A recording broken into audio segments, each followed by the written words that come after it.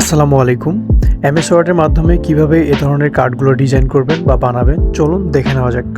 তো প্রথমে এখান থেকে পেজ লেআউটে ক্লিক করে আমরা এখানে পেজ সেটআপটা সুন্দর করে নেব। এখানে দেখে দেখে করবেন। আমি কিভাবে করতেছি এটা অবশ্যই দেখে দেখে করবেন।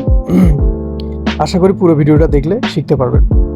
তো এখন ইনসার্টে ক্লিক করার পর এখানে শেপে ক্লিক করলে ওভালে ক্লিক করে আমি এখানে একটা বৃত্ত আঁকাই নেব। বৃত্তটা এখানে আমি আমার মতো করে কাস্টমাইজ করে নেবো কালার করে।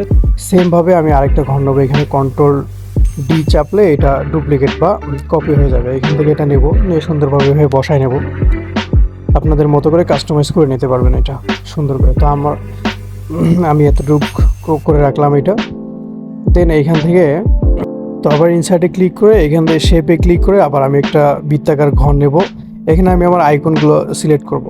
তো যে দেখতে পাচ্ছেন, তো এইভাবে আমার 4 থেকে 5টা আইকন লাগবে। তো এইগুলো আমি কপি করে নিছি। আপনারা চাইলে আস্তে আস্তে কাস্টমাইজ করতে পারবেন। কপি করে নিয়ে এগুলো সুন্দর করে একটু এরপর উপর থেকে শেপ ফিলে ক্লিক করলে এখানে পিকচার নামে একটা অপশন আসবে। এখান থেকে আপনারা এই যে আইকনের উপর সিলেক্ট করে পিকচারটা বসায় নেবেন। অটো চলে আসবে, সমস্যা নাই, অটো চলে আসবে। তারপরে এখানে একটা টেক্সট বক্স আগায় নেবেন ইনসার্টে ক্লিক করে। দেন এইখানে আপনারা আপনাদের প্রয়োজনীয় লেখাগুলো লিখবেন। যেমন এখানে আমি আমার মোবাইল নাম্বারটা লিখবো। তো এখানে +88 দিয়ে আমি মোবাইল নাম্বারটা লিখলাম। লেখার পর এটা কিন্তু অবশ্যই এই যে উপরের যে সাদা অংশটা এটা সরানোর জন্য আমাদের ওই যে শেপ ফিলে ক্লিক করে নো ফিল দিতে হবে, নো আউটলাইন দিতে হবে। দেন লেখাটা চাপ দিয়ে ধরে লেখার কালারটা চেঞ্জ করে দিতে হবে। তারপর নিজেদের মতো কাস্টমাইজ করে যেখানে বসাতে যাচ্ছেন ওখানে বসাতে পারবেন। তারপর আবার সেমভাবে শেপ ফিলে ক্লিক করে এখানে পিকচার নামে একটা অপশন আছে, ওইখানে ক্লিক করলে সেমভাবে ওই লোগোটাও এখানে শো করবে, যে লোগোটা ডেস্কটপ থেকে বা ফোন থেকে দেবেন। দেন এইখান থেকে আবার আপনারা এই যে যেমন এখানে আমার মেইলের লোগোটা আছে, আমি এখানে আমার মেইল নাম্বারটা দেব।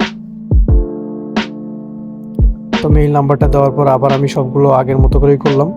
দেন আবার এইখানে এই যে ফিলে ক্লিক করে আমি পিকচার নিলাম একটা এখান থেকে। দেন এটার একটু আউটলাইন কালারটা আমি রাখলাম যেহেতু সাদা।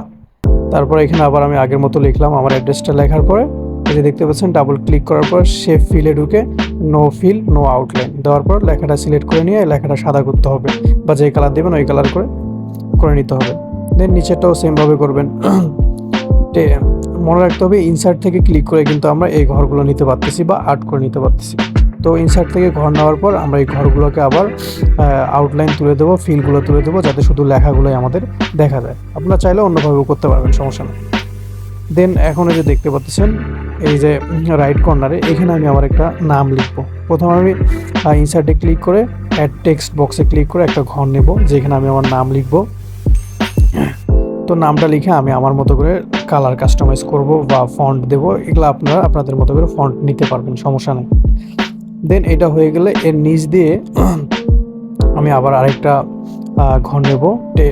ইনসার্ট বক্স থেকে ক্লিক করে নিয়ে যেখানে আমি আমার পদবি লিখবো। অবশ্যই মনে রাখতে হবে এখানে কিন্তু উপরে এই যে বর্ডারটা তুলে দিতে হবে। এটা তোলার জন্য অবশ্যই আমরা ডাবল ক্লিক করব। ডাবল ক্লিক করার পরে আমি দেখাচ্ছি, কালারটা নিচ্ছি আগে আমি। হ্যাঁ, আমার কালারটা নেওয়া শেষ। এই যে এখানে আমি কিন্তু ডাবল ক্লিক করব সাইডে। ডাবল ক্লিক করার পর এখানে এই যে কালারগুলো এই যে শেপ ফিলে ঢুকে নো ফিল দিতে হবে, আবার নো আউটলাইন দিতে হবে। সাইডে দেখতে পাচ্ছি আমার কালারটা চেঞ্জ হয়ে গেছে। আমি এখানে একটা ক্লিক করে নিলাম। দেন উপরে অনেক কালার শো করছে, আমি রেড কালারটা সিলেক্ট করে নিলাম। তো এখন এই যে নিচে দেখতে পাচ্ছেন একটা ফাঁকা অংশ রাখছে, এখানে আমি কি করব?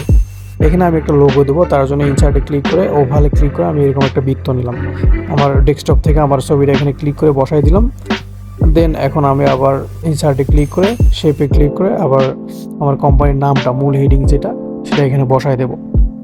তো এটা আপনাদের মতো করে ফন্ট তারপর হচ্ছে লেখার সাইজগুলো এগুলো দেখে দেখে বসাবেন।